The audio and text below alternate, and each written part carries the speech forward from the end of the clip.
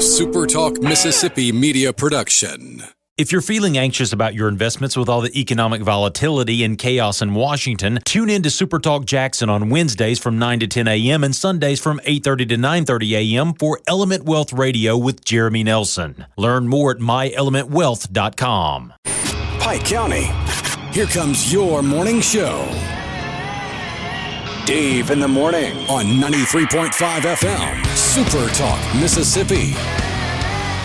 So now, understand, you're not going to dictate to me what I do and what I don't do, but I'm still the mayor, Mr. Brown.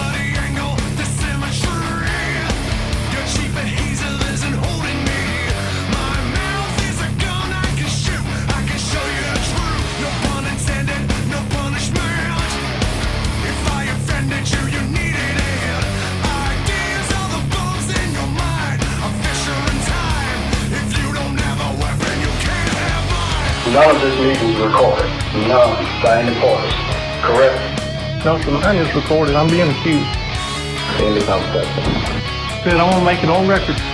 I want the allegations in writing, or the accused, or on recording of this harassment.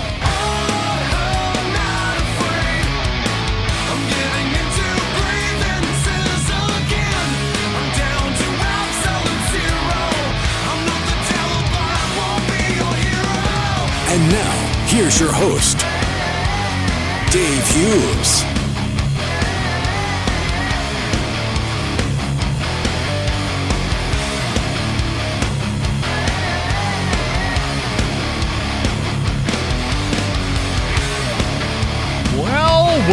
Well, it only took, 2 weeks since the last time you and I talked at 9 o'clock? One thing after another. First, Richard and Gerard weren't there, so I was on the network instead of here.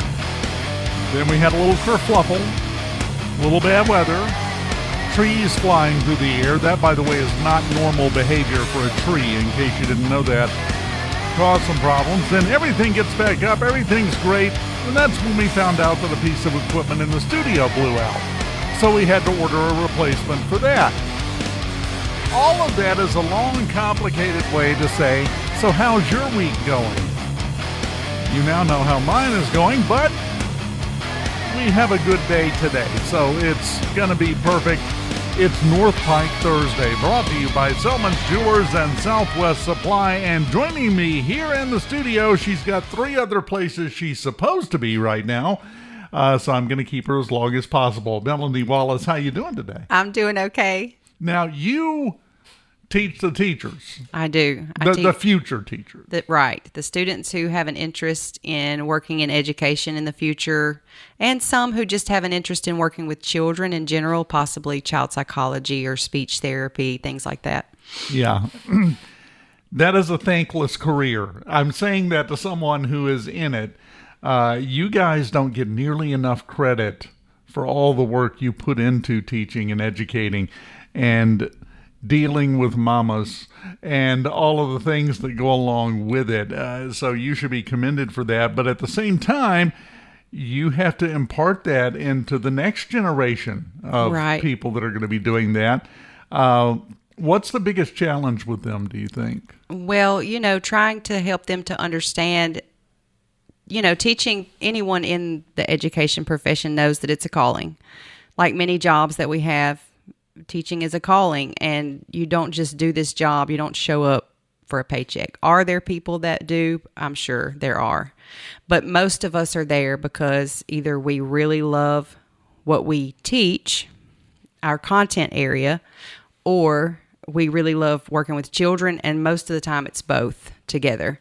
So, yes, it's a lot. It's a lot that most people don't have any idea all of the things. If you've never worked in education, if you've never been in a classroom or spent a significant amount of time, if you don't have an educator as a spouse or a child or parent, you won't really know all of the hours, and not just the time, but the mental load that it takes to, keep up with all the things that need to be done, get them all done in time that you really don't have.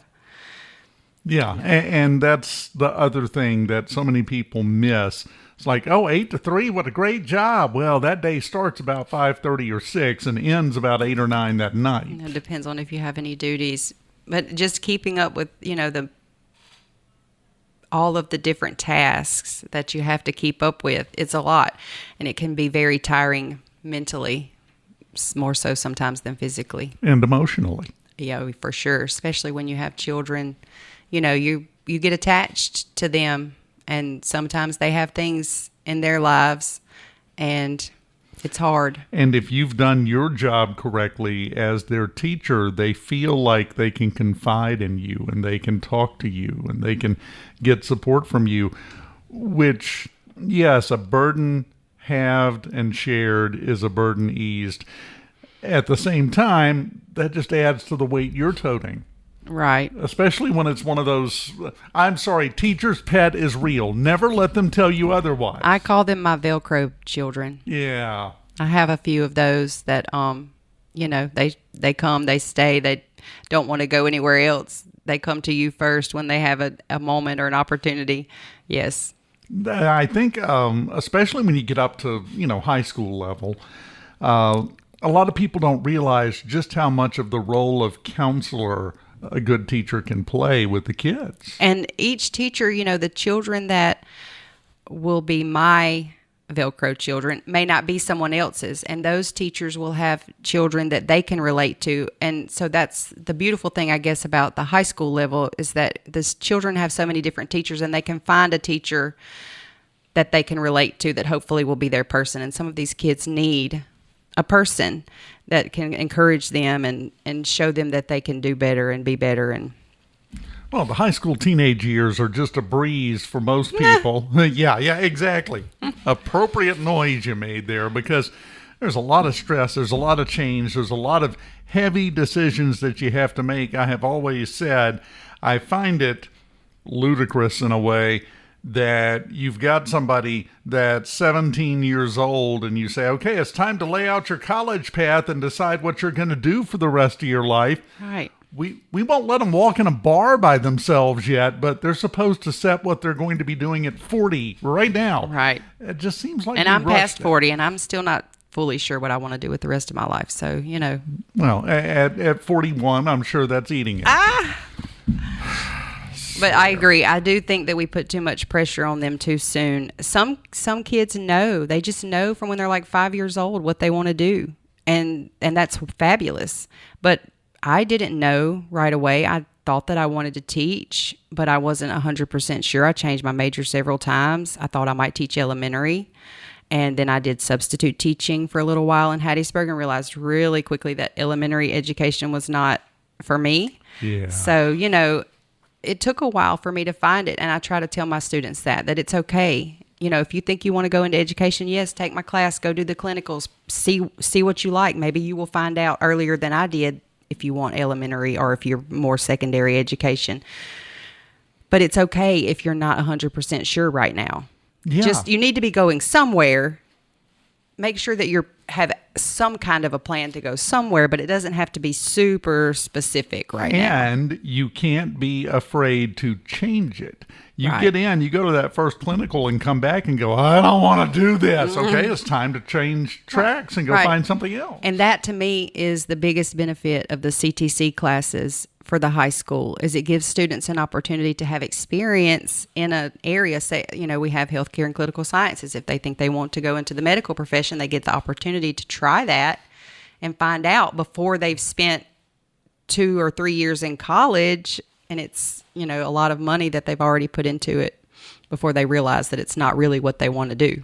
Walk me through the average day in one of your classes. What kind of things do you cover with them? Well, we have our curriculum that we have to cover that teaches them for year one. They learn about like what is an effective teacher, what do they look like. They get to look back at some of their teachers, pick one that they felt like was effective. We did they had to draw them by hand. It's so fun.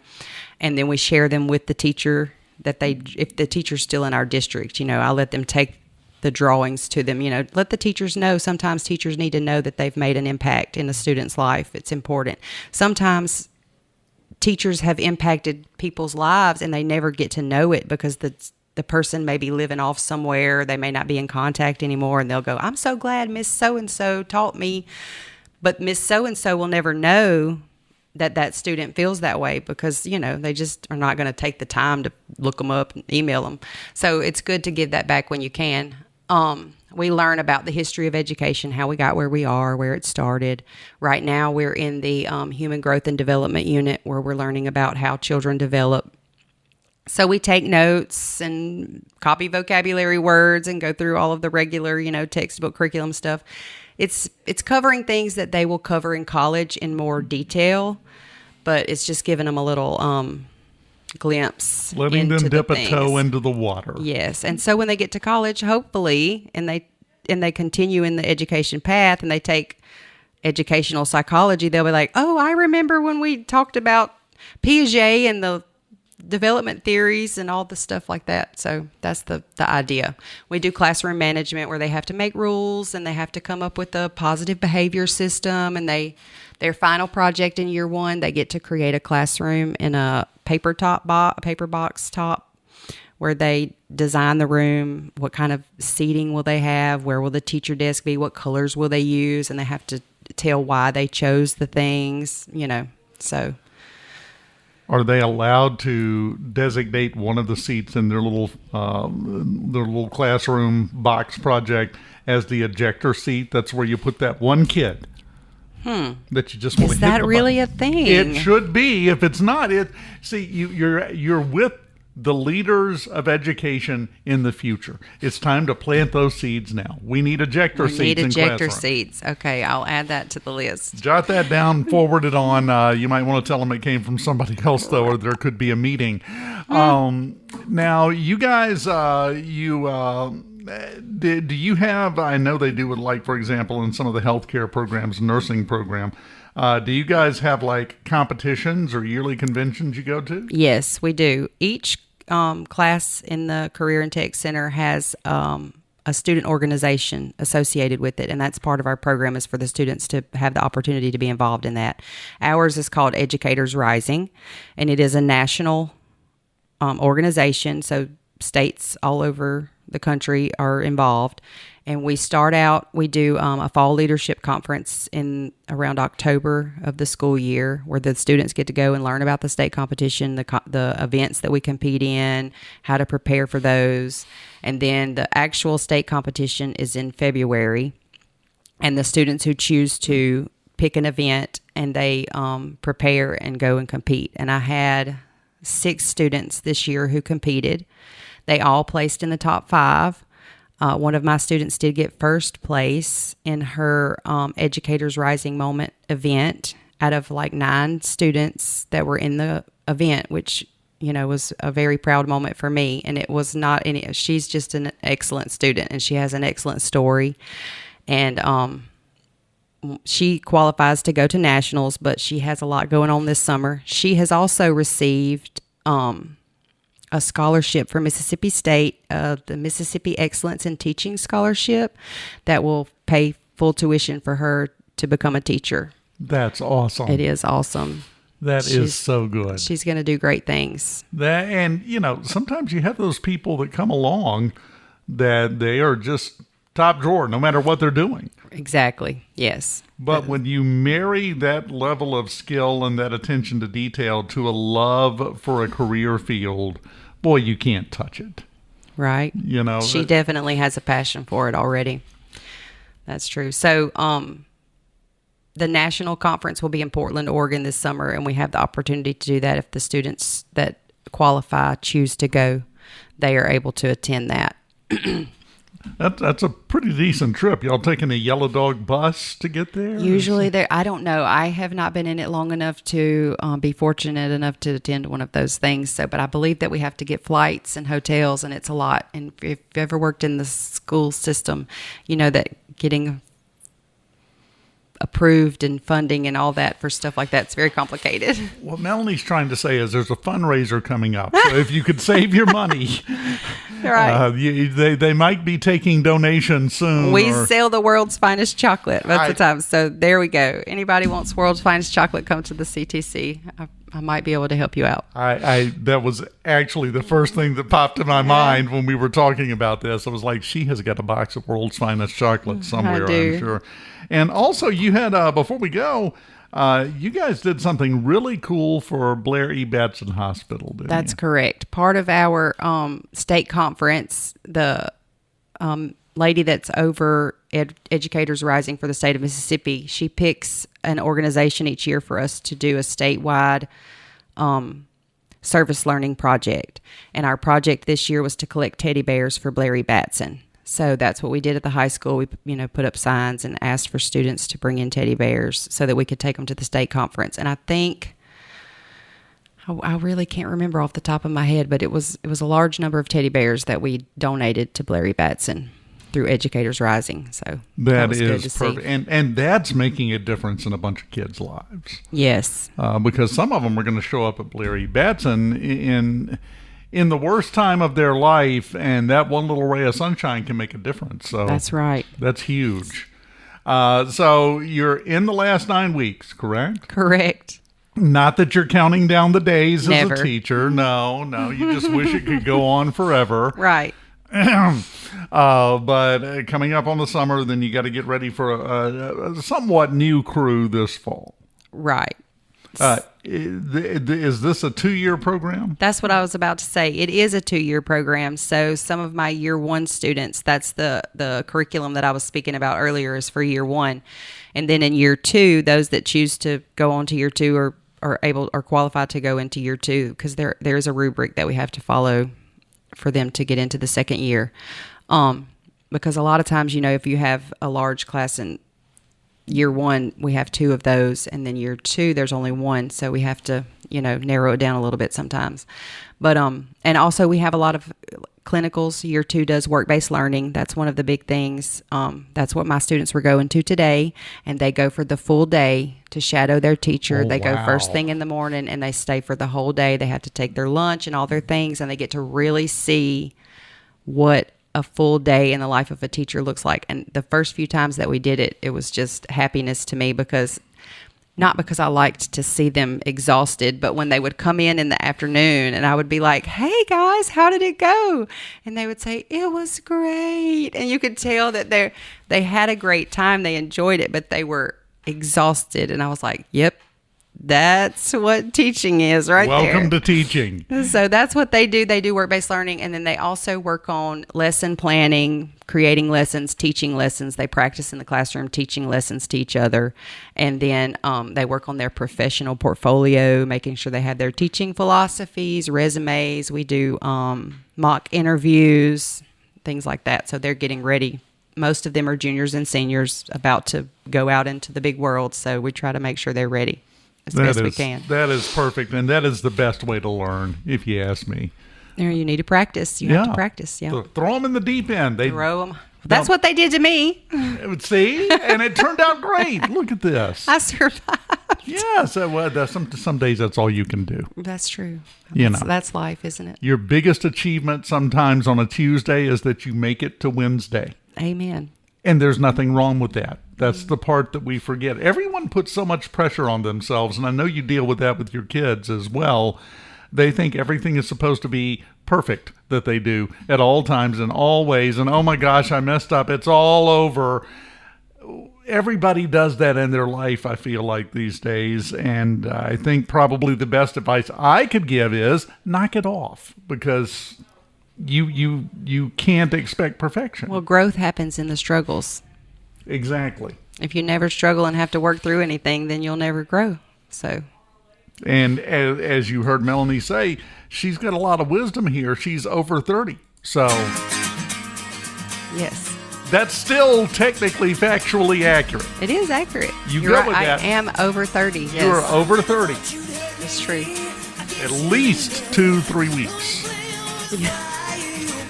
Melanie Wallace, enjoyed having you in here today. Thank you for having me. Keep up the good work, and don't worry, I won't tell any of your students that secretly you do kind of enjoy the fact that they come back from clinicals exhausted. A little exhausted. You're really enjoying They get that. a little taste of my daily struggles. So, yeah. Don't let her fool you. I don't want them to go in blind. No. When they go into the education profession, they're going to know exactly what they're getting into. You're doing them a favor. It's tough love. Exactly. And a little bit of Schadenfreude. A little bit of enjoyment for the teacher, Melanie Wallace. Thank you so much. Thank you. And keep us updated if you make that trip to Portland. Okay, will do. I want to hear how the Yellow Dog performs on that cross-country trip. North Pike Thursday brought to you by Selman's Jewelers and Southwest Supply. We will continue on a Thursday morning right after this. Keep it here.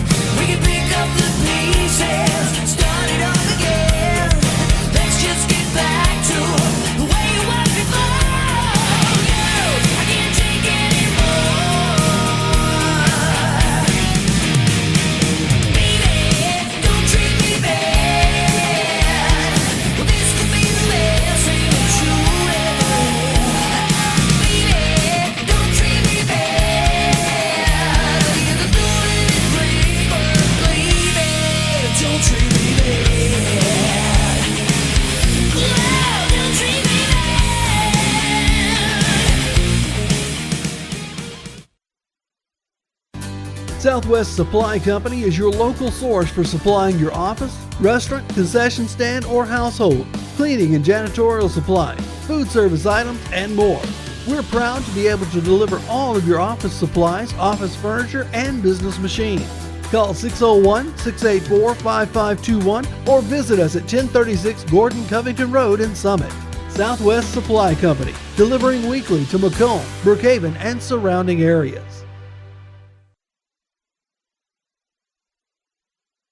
Every now and then, we remind all of you loving, awesome, hardworking husbands that you have a premium it's time to renew. No, it's not life insurance, car insurance, or health insurance. It's way more important than those. I'm Kristen. Gentlemen, it's time to renew those long-term wife insurance policies. When you surprise her with a gift from Selman's, you remind her that no matter what lies ahead, you and she will get through it together. Your gift tells her this long-term wife insurance policy is for life. Renew your long-term wife insurance policy right here at Selman's. We're in it for the long term with you.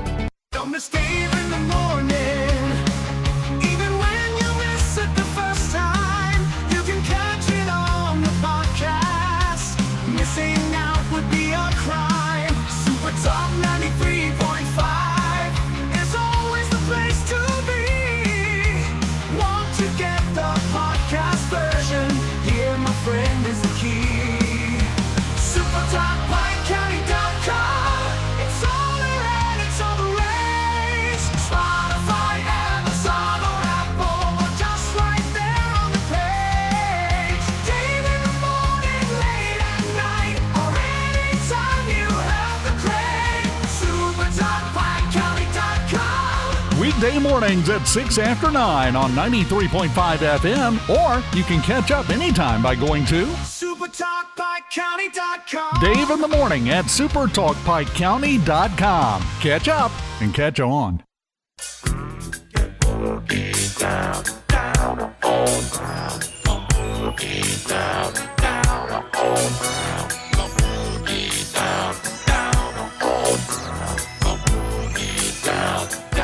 That's good tonight. Share a spice of life. Baby, spice tonight. We gonna groove tonight. Let us groove. Get you to move. It's alright, alright, alright. Let us groove. Step in the shoes and stand up. Alright, alright. Gonna tell you what you can do with my love. Alright. Let you know, girl, you're looking good. You're out of sight. Alright. Just Welcome back. Melanie and I were visiting. See, on North Pike Thursdays, when the music plays for far too long, that's because I'm running my mouth with the guest. We were swapping stories. It was a great time. Enjoyed having her here for North Pike Thursday on this Thursday. Man, the weather. You know, we focused on the tornadoes.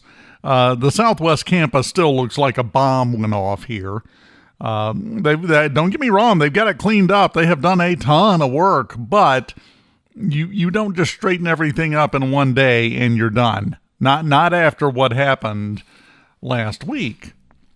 Well, then there was over the weekend. Not really damaging per se, but in case you didn't notice, in case you hadn't twigged to this, we had all 4 seasons in 24 hours. Because over the weekend into the start of the week, we had a high of 80 one day in Pike County. Then it got down in the upper 30s that night, then to the low 30s, and then we woke up to snow flurries and hail. And then it got cold. It's still kind of coolish outside, isn't it? That's a heck of a drop in temperature. That's a heck of a change in weather pattern. And I suspect we're not done yet with the changes in weather pattern. Not right now. Right now, we're in pretty good shape. Right now, clear skies all the way through to the end of the 7-day forecast, which is next Wednesday. Sunny skies every day, clear skies at night. Today, we're getting up to 75. Tomorrow, right back up to 80. Saturday and Sunday, mid-80s, 84 and 85. And then we're going to keep the high in the low 80s all the way through the middle of next week. So we're getting out of that lows, by the way, tonight around 50. But by Saturday night, the low will be 60. So we're kind of getting away from the cold weather, getting back to the spring-like temperatures with no chance of precipitation, which sounds great until you realize that's a fantastic way to wind up with the burn ban reinstated in a month or two if we don't get some kind of moisture falling from the sky. Yeah, I know. I had that thought, Mose said, did I hear her right? She sent 6 students to the competition and they all placed in the top 5. Yes. She sent 6 students, but it's not just one big competition. There are different divisions, different events, if you will, within the competition. Compare it to track and field. You may have a team of 6 kids that you send to track and field. They could all win if one of them is a hurdler and another one is a marathon runner and another one is a 100-meter specialist and another one throws the javelin. And so the 6 went, but they competed in different events. It's not really what they are, but that's kind of it. So as a result, yes, she sent 6 students and all of them placed in the top 5 for their event. That's the best way I can think of to put it. But the same thing jumped out at me when she said that. I was like, I'm going to have to explain that after she's gone. Didn't want to get into it right there, but that's what she meant by that. As I said at the beginning of the show, some weeks you can't make things go right with the tire iron. No matter how hard you swing it, because again, we were ready to go on Tuesday. We had power back up. Internet was working great. Everything was fine. The crew up here at Southwest had cleared away all the stuff to where it was traversable and drivable, and everything was fine. Everything was perfect. Get in here, and every single thing in the studio was working, except one incredibly vital piece of equipment that we literally could not go on the air, could not record, could not do anything. Well, the only way to fix it was with the right part. We didn't have the right part because nobody has this just laying around, so we had to order it. I do have to say, this part came from North Carolina, and it made it from North Carolina to Summit, Mississippi in about 15 hours. I mean, that was impressive. These days especially, that was impressive. So it got here. We put it in yesterday afternoon. Bam, it worked, and we were good to go. So I've had messages, I've had people texting me going, where are you? You haven't done the show on Pike County since the 11th, which the 11th was last Wednesday. Well, then last Thursday, I was doing middays for Gerard because he had a tea time. I don't know what it was. Then I was doing mornings on Friday, as usual. Then the storm and the technical problem knocked us out Monday, Tuesday, Wednesday. So it's been a full 5 days, 5 weekdays since the last time you and I got to visit at 906. You are correct, but it wasn't vacation time. It wasn't planned off time. Big chunk of it, 2 of those 5, I was still working. I was just on the network instead of locally. And the other 3, there were trees on buildings. Please forgive our mess. So yeah, it's been a minute since you and I talked. Let's see. What do we need to catch up on? One thing, last weekend, they closed down the northbound side in Summit because now it's all roundabouts all the time at the interchange. Just a good old boy. And I-55. Never meaning no harm. Northbound, southbound, you cannot avoid dealing with a roundabout getting on or off the interstate and Summit. Now, my question to you is, you feel safer now, don't you? I mean, when you're sitting at home, when you're sitting at your house, Mo's looking at you up in Lawrence County. You don't ever even come through there probably, but you still feel a little safer knowing that there are roundabouts on the interstate at the Summit exit. Our long national nightmare is over. They're open on both sides, and I'm sure they will have everything cleaned up and everything fully open with no more barrels, no more work crews, no more trucks, no more traffic obstructions in a very short 6 to 12 months, I'm sure. It's what it'll feel like anyway, just like the rest of the interstate work. We will see. Remember, the goal to beat, according to MDOT, when Brad came and spoke in Macomb before this project started, the stated reason for putting in the roundabouts was to make things safer because we had had several near accidents. I just want to remind you once again, semantically, saying you had several near accidents is a fancy, overblown way of saying you had no accidents, because a near accident, by definition, is not an accident. So the number to beat is 0.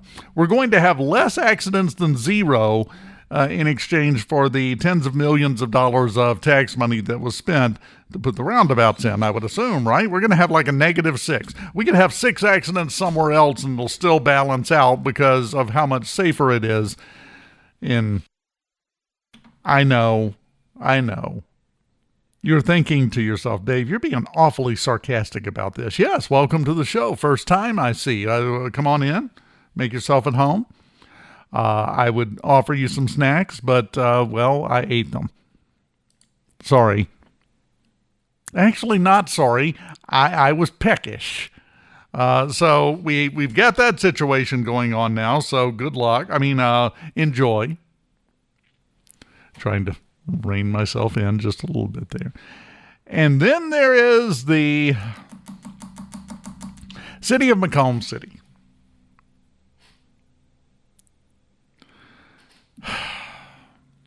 Had a work session Tuesday night. One thing came out of that wasn't really in the work session, kind of was, but not to that extent. Ward 1 Selectman Tommy McKenzie afterwards on Facebook made mention of the fact that as of March 2026, fun fact, today's March 19th, we're talking about now, the state auditor's office is still investigating the city of Macomb. The problem is the books have been in such disrepair, have been so completely useless that there wasn't a lot they could do to even figure out what had happened. But I'm going to go on record right now. I want to stake a claim on this one. And let me preface this by saying, I hope I'm wrong. I really hope I'm wrong. I want to have to come back and eat crow on this, what I'm about to say. That would make me actually happy to not be right. I'm getting tired of being right. We've talked about that before, you and I. How many years? Well, over 10 years, I've been calling stuff. I've been explaining what was coming, and I have been right over and over and over. It gets old. Just once, I want to be catastrophically, provably wrong about one of these things I say. I really want to be wrong about this one. By the time we sort everything out, no matter how hard you hide it, with the state auditor's office involved, you're not going to be able to hide it, no matter how hard you try. There's going to be some money that's unaccounted for. That's my guess. Totally a guess. I've got no inside information on this. I've got no secret knowledge. But there's an awful lot of smoke for us to wind up finding no fire. I mean, just think about it. In the last few months,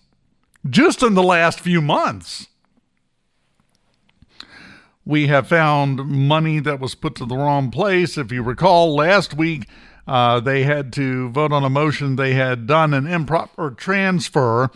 Instead of transferring $33,000 from one account to the other, they accidentally transferred $333,000. So, a minor mistake of $300,000. And they're actually bragging, saying, hey, look, at least it's not taken us several years to catch these mistakes. Okay, fine. Fair play. Well, that might be the wrong phrase, but you know what I mean.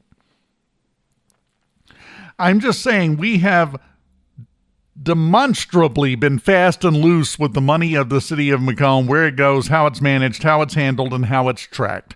We have just been shooting from the hip this entire time. You know what happens when you shoot from the hip? Your accuracy goes down. Yes, I know there are plenty of people who can shoot from the hip and hit a bullseye dead center. My father was one of them. He would disgust you at the range, by the way. He would absolutely turn your stomach with some of the things that he could do at the pistol range.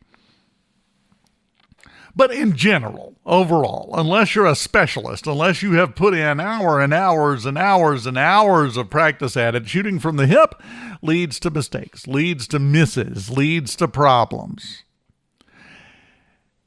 And we have had a picture painted, and I believe we're going to continue to have a picture painted, that's what's been happening. We've just been making stuff up as we go, which sounds great. Sounds like something we all have to deal with, until you realize we're talking about accounting involving your money.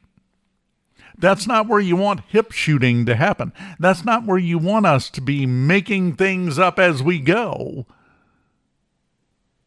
But we've been doing that. I'm sorry, when you accidentally transfer $300,000, or you accidentally pay a bill twice and then pay another bill to the same business twice again, or when you accidentally have all the money going to the wrong account when people pay their water bill. Now, that was a glitch. I understand that. The mistake was nobody caught it. Instance after instance after instance of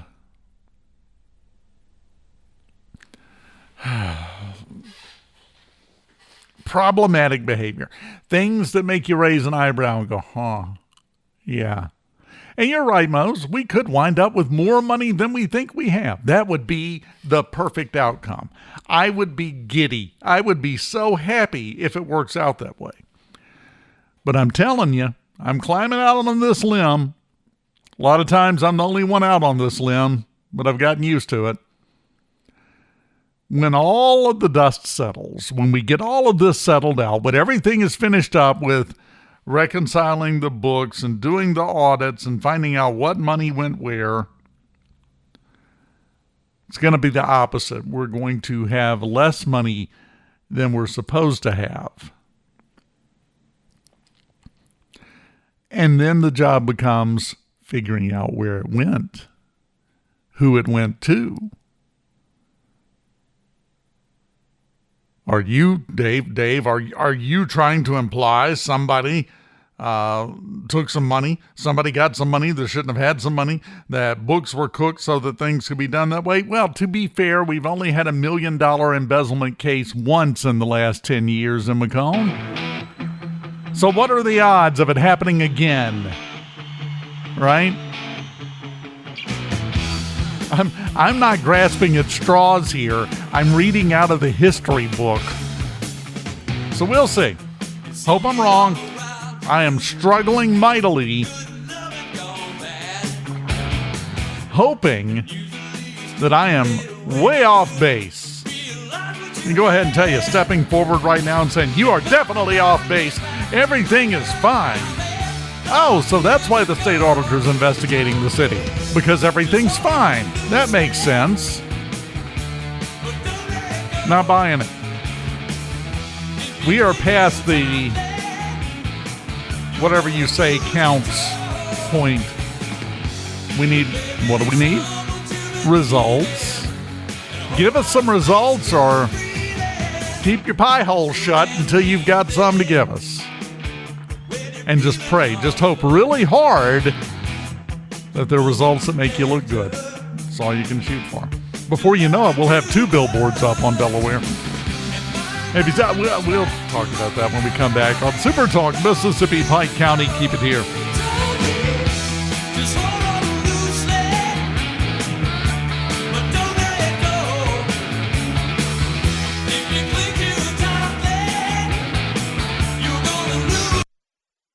Every now and then, we remind all of you loving, awesome, hardworking husbands that you have a premium it's time to renew. No, it's not life insurance, car insurance, or health insurance. It's way more important than those. I'm Kristen. Gentlemen, it's time to renew those long-term wife insurance policies. When you surprise her with a gift from Selmans, you remind her that no matter what lies ahead, you and she will get through it together. Your gift tells her this long-term wife insurance policy is for life. Renew your long-term wife insurance policy right here at Selmans. We're in it for the long term with you.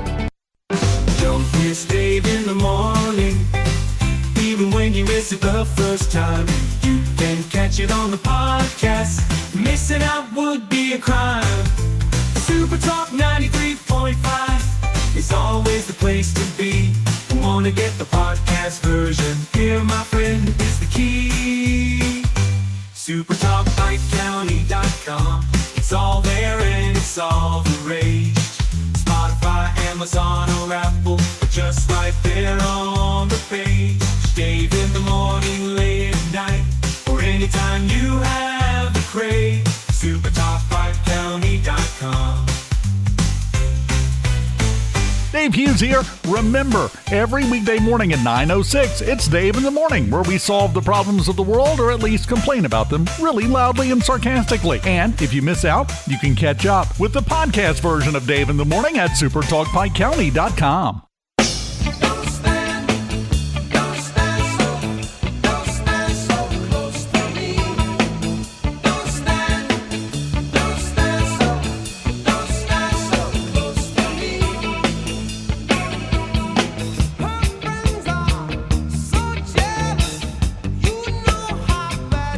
Welcome back. Oh, that wound up accidentally being perfect bumper music. Want to distract you just a little bit with some interesting news. Florida's state legislature is currently meeting as well. As you know, the Mississippi legislature currently in session for another couple of weeks. They're down to the budgetary part of the process now. And very happy to see that the bill died to make the NIL money for student athletes tax-free. That went away. One of the things we've been complaining about here on Super Talk this entire session just kind of quietly went away. Good. That was annoying. But sometimes things go away and you just have to scratch your head. And I'm looking at Florida specifically in this case. They had a bill in the Senate to ban first cousins from marrying each other. There is no ban in Florida on marrying your first cousin. It's fine. Go right ahead. Well, this senator, Senator Dean Black, introduced this, and basically it said that, you couldn't marry anyone for any reason that was descended from the same grandparents as you. That's a fancy way of trying to pin down you can't marry your first cousin.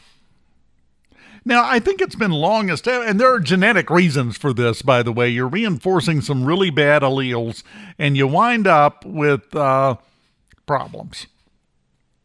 That's why the taboo against marrying or engaging in activities, shall we say, with your first cousin, much less a sibling, something like that. It's genetically not a bright idea. 32 states have banned marrying your first cousin. There are 32 states where you can't do it under any circumstances, no matter what. Now, I want you to process that for a second. 32 states have banned it. That means 18 states, you could do it. I'm proud to say in Mississippi, you can't do that. Connecticut just banned it last year. Florida had the bill this year. It died. It died in their state Senate. So, still legal to marry your first cousin in Florida.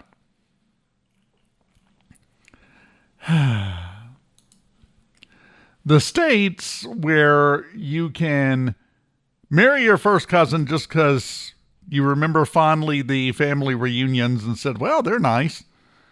For no other reason, with no restriction. There are others that allow it under certain circumstances. For example, if you're elderly. In other words, circumstances that negate the entire problem of, genetic issues. If that's not going to come up, yeah, fine, whatever, knock yourself out. There are some states that have that. The states that allow it, either without restriction or with certain restrictions, Florida, obviously, we're talking about that. Alabama and Arkansas, well, Alabama, not Arkansas. That's the funny part. You would think it would be both. No. Alaska, who knows what they're doing up there. Then it gets interesting. New York, California, New Jersey, Massachusetts, Maryland. Whether it's with restriction or just wide open, Vermont, Washington, D.C. Again, what was the old quote from the original Batman movie? Or no, it was from Star Wars. Never seen a more wretched hive of scum and villainy. Yeah, it's D.C. Virginia. It is possible to marry your first cousin in all of those, plus a couple more. You wouldn't expect that up in the Northeast. But as it turns out, apparently they are godless heathens. This is the level we're at, though. And again, I don't care what your other restrictions are, what your other objections are to that. There are very sound genetic reasons why it is a terrible idea for first cousins to get married and start a family. And not only do we only have a complete ban on that in 32 states, Florida couldn't get it done at all again this year. I tell you all of this for a couple of reasons. Number one, people are stupid. They will continue to be stupid in the future. The stupidity will continue until morale improves. the other thing is, if you get a little down looking at what's happening in the Mississippi State Legislature, if the session has just kind of tried your patience and you're just at wit's end and you don't know what to do with these people making these horrible decisions, well, we're way better than Florida. If you cry out for more, if you reached out for me, I would run into the storm just to keep you here with me. I have gone beyond my years. Final break. I feel like I need to go get the sounder. You remember when the star would fly across the screen on NBC on Saturday mornings and it would say, "The more you know"? I need that sound sometimes on this show.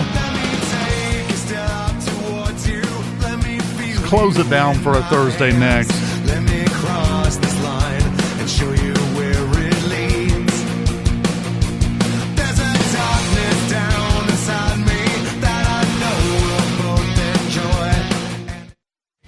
Every now and then, we remind all of you loving, awesome, hardworking husbands that you have a premium it's time to renew. No, it's not life insurance, car insurance, or health insurance. It's way more important than those. I'm Kristen. Gentlemen, it's time to renew those long-term wife insurance policies. When you surprise her with a gift from Selmans, you remind her that no matter what lies ahead, you and she will get through it together. Your gift tells her this long-term wife insurance policy is for life. Renew your long-term wife insurance policy right here at Selmans. We're in it for the long term with you.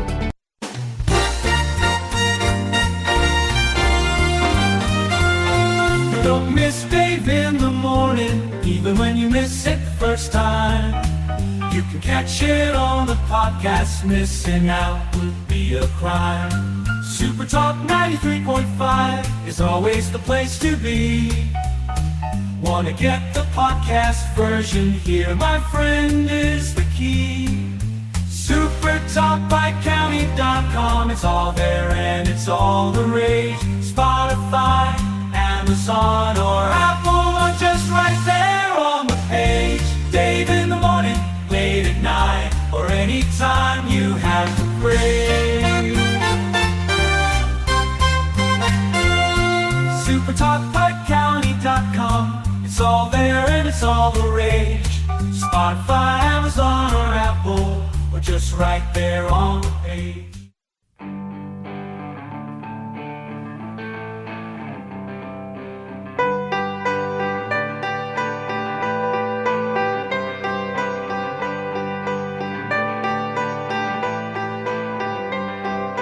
Closing time. Open all the doors and let you out into the world. That's it. We are out of time on this Thursday morning. Thanks to Melanie Wallace for being my guest for North Pike Thursday today. Always enjoy keeping up with what's going on. At some point, we got to get somebody in to talk about what we're going to do regarding the space where the softball dugout used to be. Hopefully in the next few weeks we will get some word on that. Get somebody in here and have a little discussion about it, because that's going to have to be fixed. That's a beautiful field. They put a lot of work into that facility, and the stupid tornado done messed it up, as usual. Chasing Foul Balls with Robbie and the crew coming up tomorrow morning at 9:06. Lucian on mornings tomorrow morning instead of your old buddy Dave. But theoretically, we'll be back to a normal schedule next week. So Tuesday morning at 9:06, we will return, my friend. I'll see you then.